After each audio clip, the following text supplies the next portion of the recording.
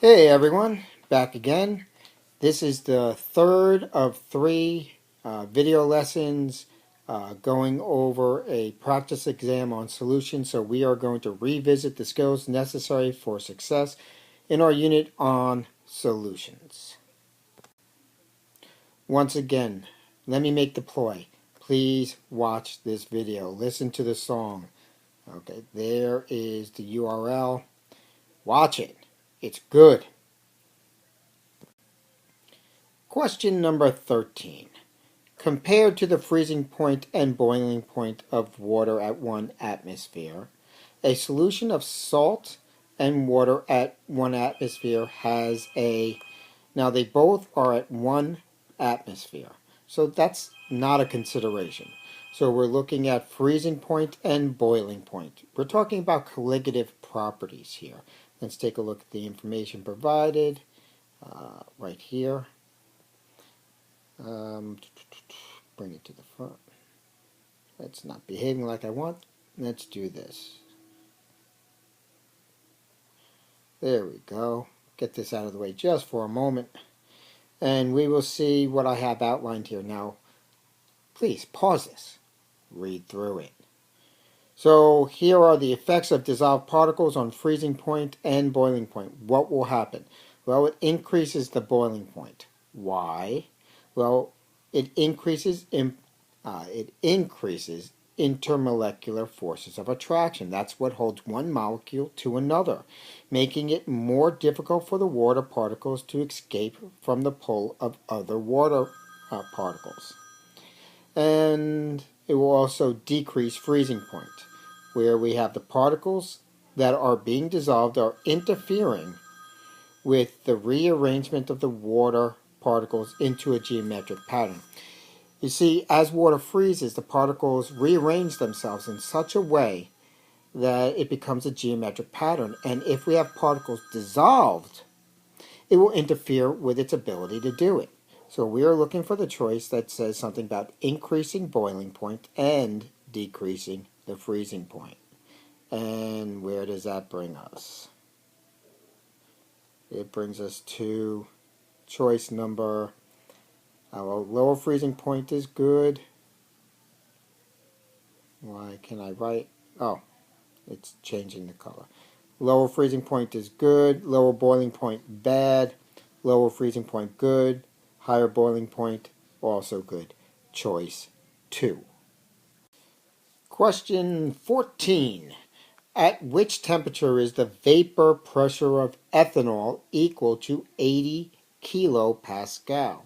So, ethanol, 80 kilopascal. Let me write that on the side so I can open up the reference table. So we're looking at ethanol at 80 kPa. Here is the reference table. So, vapor pressure, 80 kilopascal for ethanol. Okay. So, here is ethanol. And we are looking for, well, here's 75, that's 100. So this must be 80, because that's 85, 90, 95, 100. So 80, all the way up to ethanol. Okay, when do those lines intersect? Move it across. And we are looking at, sorry for covering up this region here, but if that's 100, that's 150, that's 140, 130, 120, 110. So we're looking at a little bit over 100. Let's see what our choices are. A little bit over 100. There it is. Number 15. A student prepares 4 aqueous solutions. So we're going to have a solvent, we're going to have a solute, we're going to have water. Water is going to be the solvent. Okay, each with a different solute. The mass of each dissolved solute is shown in the table below. So solute Ki, NaNO3, KCl, and KClO3. Here we have different masses of each. And we have how much of that solute is dissolved in 100 grams of water at 20 degrees Celsius. Now I want to open up the reference table, but it's going to cover the question, so let me put this information on the side. We're looking at potassium iodide, sodium nitrate, potassium chloride, and potassium chlorate. And we're dealing with 20 degrees Celsius. Now let's open up this reference table and do our comparisons. Alright, so which lines are we looking at? Potassium iodide, here it is. Sodium nitrate, and where is it? Oh, it was right behind my face, actually. Here it is. Okay, potassium chloride right here, and potassium chlorate. Okay, and that's this line right here. And at what temperature are we focused on? 20 degrees. Alright, so we're looking for a saturated solution. Let's inspect the question once again. Move to the front. Alright, once again, a student prepares 4 aqueous solutions, each with a different solute. The mass of each solute, dissolved solute is shown in the table below. So we are looking for the saturated one. So where those two lines intersect, that blue one I drew and the red one I drew, if it matches this, that's the one we're looking for. So we are looking to see about potassium iodide 120 grams, 88 grams, 25 grams, or 5 grams. Let's see if we get a match. Potassium iodide, 20 grams. 120 grams. That's about 145. Cannot be potassium iodide. Sodium nitrate, this one right here, 20. That's roughly, well, it's less than 90, and it's way above 85. Looks like 88 to me. Strong consideration. Potassium chloride, right here, a little bit above 30. It's at 25. And potassium chlorate, which is this one right here. It says 5 grams. That's a little bit above 5. So we are going to have to choose. Which one is it? It is choice 2. Question 16.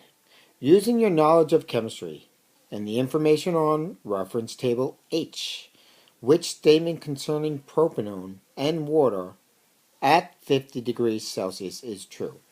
Now we have to consider what vapor pressure really is. Vapor pressure is the pressure exerted by the vapor that is just above the liquid. And which substance is going to have a larger vapor pressure at any given temperature? And those are the ones with weaker intermolecular forces, because that means that these molecules can escape from each other at lower temperatures. Otherwise, it takes much more energy to make them separate. So it tells us that we're looking at 50 degrees Celsius. All right, let's do it. And also let's consider, it wants us to look at propanone versus water, focusing on how is propanone different than the water. Okay, now at 50 degrees, propanone and water. 50 degrees, there it is. 50 degrees. This is water where they intersect. Propanone is right here where they intersect. Okay? Now, what is this saying? Well, doesn't propanone have a higher vapor pressure? That's what it says over there. Than water. Now, the question is, why does it have a higher vapor pressure? Is it easier for the molecules to escape or harder? As with the discussion I gave you just a moment ago. Well, there we go. Let me grab a pen. Propanone has lower vapor pressure. There we go. Lower? No. Lower? No. And we could say that's just by reading the chart. Now it's as to why. It has a higher vapor pressure. Weaker intermolecular forces look good versus stronger intermolecular forces? No.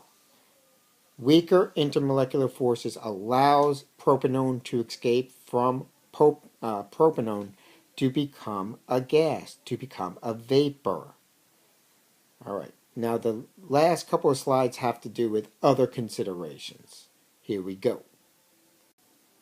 Now, even though not on this exam, the regents might require that you know how to calculate the amount of precipitate formed when a saturated solution is cooled.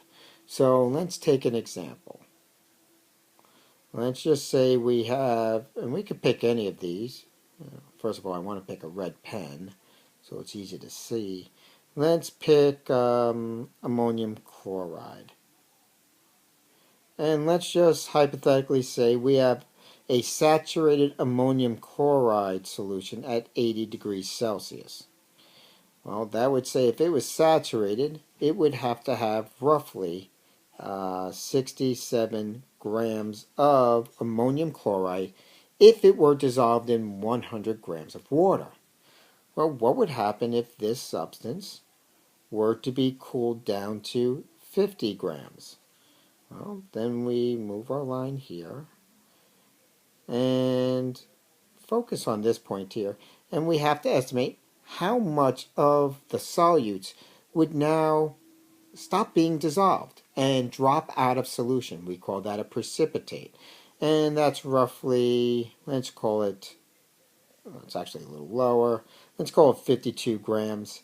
How much will precipitate? 15 grams. But here's a unique scenario.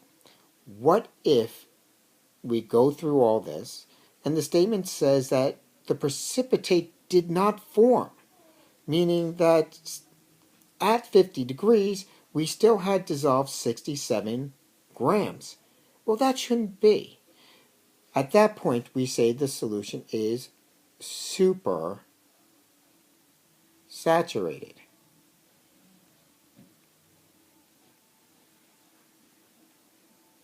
Okay? And it's very unstable. In order to get that precipitate to form, all you have to do is drop a crystal of the solute in there, and it should immediately fall out of solution. So that's super saturated for you. All right, so now there are some other considerations. Go ahead, tell them what it is.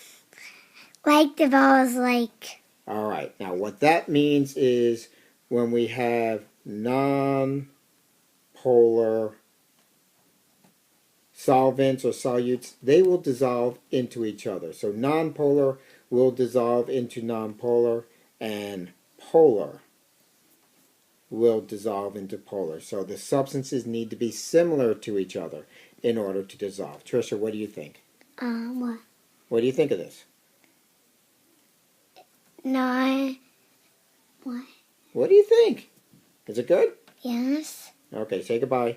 Goodbye. All right, Trisha has one last message for you. Go ahead, kid. Get A+ for 3 weeks and get candy. This is according to your A+ plan.